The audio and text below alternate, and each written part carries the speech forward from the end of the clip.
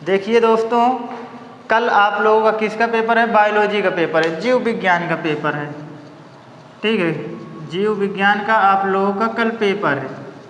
तो इसके लिए हम कुछ इम्पोर्टेंट फैक्ट बता रहे हैं, जिनको आप अच्छी तरह से सुनिए, समझिए, क्योंकि अब जो टाइम आपका पूरी तरीके से निकल चुका है। जितना भी आप पढ़े हैं अच्छी बात है, जो भी पढ़ लिए हैं सब सही है। ठीक है, अब आपको चीज़ों को कैसे क्या करना है उसके बारे में हम आप थोड़ा सा जानकारी दे रहे हैं दोस्तों, उसको आप अच्छी तरीके से समझिए। ठीक है, देखिए इसमें सबसे पहले जीव विज्ञान का पेपर है, तो आप लोग क्या करिए, अब आप लोगों के पास टाइम नहीं बचा हुआ है। अगर हमारी वीडियो आप देख रहे हैं तो आप क्या करिए, आप सीधे क्या करिए, उठाइए क्वेश्चन बैंक, उसमें से अब आपको नया कुछ नहीं पढ़ना है, मतलब नया आपको कुछ पढ़ना ही नहीं है। जितना आप पढ़े हैं उसी को रिवीजन कर लीजिए अच्छी तरीके से, चीज़ों को पढ़ लीजिए, समझ लीजिए, रटिए। अब रटिएगा नहीं, क्योंकि आप लोगों के पास अब टाइम रटने का नहीं है, पूरा साल जा चुका है। जितना आप पढ़े हैं सब अच्छा पढ़े हैं। ठीक है, तो आप क्या करिए, कोई भी क्वेश्चन है, पहली बात तो जीव विज्ञान का है, तो जीव विज्ञान में सचित्र वर्णन आता है।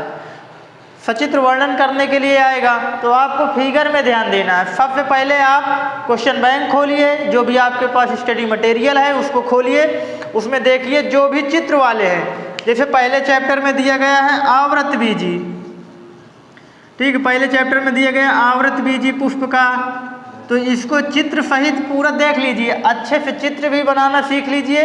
चित्र में इसके कौन से कौन पार्ट होते हैं उसको थोड़ा गंभीरतापूर्वक देख लीजिए। जैसे दूसरा चैप्टर हो गया, दूसरे चैप्टर में है नर जनन तंत्र है,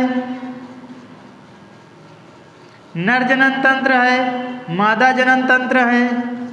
ठीक है, तो इनको आप फिगर सहित अच्छी तरीके से देख लीजिए, क्योंकि ये क्या है, सब इम्पॉर्टेंट क्वेश्चन है। फिगर आप ध्यान से देख लीजिए, फिगर एक बार आप यहाँ बना लीजिए।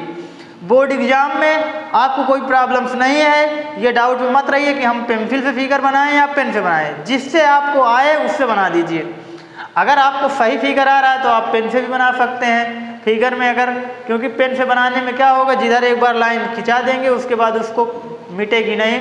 तो इसीलिए अगर आपको फिगर सही से आ रहा है तो आप पेन से बनाइए, अन्यथा पेंसिल से बनाकर अगर आपको वो करना है तो पेन से फिर उसको चढ़ा दीजिए डायग्राम को। उसके बाद पहले पेंसिल से पूरा कंप्लीट कर लीजिए, उसके बाद पेन से उसको चढ़ा दीजिएगा। ठीक है, ब्लैक है, ब्लू है, बस बाकी ज़्यादा टेंशन मत लीजिएगा। उसके अलावा जो भी पार्ट हैं, नर जनन तंत्र में कौन कौन से भाग होते हैं, मादा जनन तंत्र में कौन से भाग होते हैं, उनका नाम भी लिखना कम से कम। जैसे कोई फिगर बन गया तो इसके नाम लिखना सीख लीजिए, कम से कम 5 नाम, कम से कम 5 नाम आप जरूर याद कर लीजिए कि मेन जो होते हैं कि कहाँ कौन सा भाग होता है उसको लिखना होगा। यदि आप नाम नहीं लिखेंगे तो आपका आधा नंबर कम हो जाएगा फिगर में। अब बायोलॉजी है, इसमें फिगर आपको विस्तृत में तो जरूर आएगा। उसके अलावा जैसे शुक्राणु की संरचना पूछ लेता है, ठीक है, शुक्राणु की संरचना हो गया। उसके अलावा एड्स हो गया, एड्स क्वेश्चन पूछता बहुत है। इसके अलावा डीएनए हो गया, ठीक है, डीएनए हो गया, बायोगैस हो गया, बायोगैस का क्वेश्चन बहुत पूछता है। तो इस प्रकार क्वेश्चन बहुत आएंगे। तो अब दोस्तों इनको अच्छी तरीके से आप देखिए, जो भी हैं आपके फिगर वाले हैं इनको आप अब देख लीजिए अच्छी तरीके से, क्योंकि आप लोगों के पास टाइम बहुत कम है। अब रटने के चक्कर में मत पड़िएगा, ठीक है। हम आपको बता रहे हैं जो भी क्वेश्चन है, क्वेश्चन हमारे जो आपके वीडियो में है उसमें पढ़े ही हैं, आप उनको अच्छी तरीके से देख लीजिए। और क्या करिएगा, उसको आराम से पढ़िए, फिगर आराम से डायग्राम बनाइए। उसके अलावा ज़्यादा इसमें टेंशन की बात नहीं है। चीज़ों को अगर आप एक बार पढ़ लीजिए, एक बार ध्यान से पढ़ लीजिए। उसके अलावा बायो है, इसमें आप आराम से, सरल सब्जेक्ट होता है, आराम से कर लेंगे, ठीक है। अब दूसरी बात, पेपर में आप जाइए तो घबराइए नहीं कि हमको पेपर में ये नहीं आता वो नहीं आता। शांतिपूर्वक पेपर पढ़िए। सबसे पहले सरल प्रश्नों का उत्तर कीजिए, उसके बाद जो आपको थोड़ा सा कठिन लग रहे हैं पहले फिर उनको करिए, जो कठिन है उनमें भी आपको लिख कर आना है। इसीलिए कहते हैं आप एक बार क्वेश्चन बैंक उठाइए, अच्छी तरीके से पढ़ लीजिए, पूरा एक तरफ से पढ़ते हुए मन से चले जाइए। जो भी डायग्राम है, डायग्राम जो चित्र है, चित्र में थोड़ा सा फोकस कर लीजिए, चित्र बनाना सीख लीजिए, ठीक है। एक एक बार सभी का, एक एक बार या दो दो बार चित्र सभी का बना लीजिए जो भी चित्र आए, क्योंकि चित्र के आधे नंबर अगर आप चित्र नहीं बनाएंगे तो आधे नंबर आपके कट जाएंगे।